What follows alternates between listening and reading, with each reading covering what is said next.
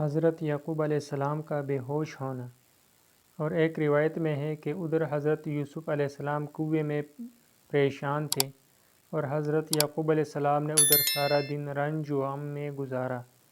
جب سورج غروب ہوا تو ایک لونڈی کو ساتھ لے کر بیٹوں کے راستے پر گئے اور آگے سے بیٹے روتے ہوئے آئے۔ جب حضرت یعقوب علیہ السلام کو حضرت یوسف علیہ السلام ان میں نظر نہ آئے تو وہاں ہی بے ہوش ہو کر گر گئے۔ یہودا اٹھا کر گھر لایا، ساری رات بے ہوش رہے اور صبح کو ہوش میں آئے۔ پھر دریافت کیا تو بیٹوں نے کہا کہ حضرت یوسف علیہ السلام کو بھیڑیا کہا گیا ہے۔ پھر بے ہوش ہو گئے۔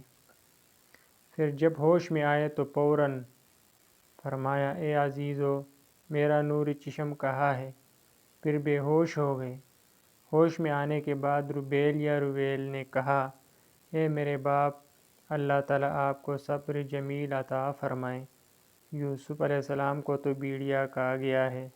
فراہن کو دیکھا تو فرمایا، فراہن تو سالم ہے۔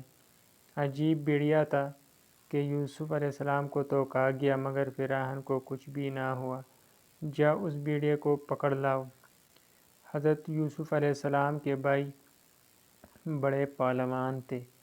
ایک بھیڑیا انہوں نے پکڑا اور اس کا منہ خون آلود کر کے لائے۔ ہمارا چینل سبسکرائب کیجیے گا، بہت مہربانی، شکریہ۔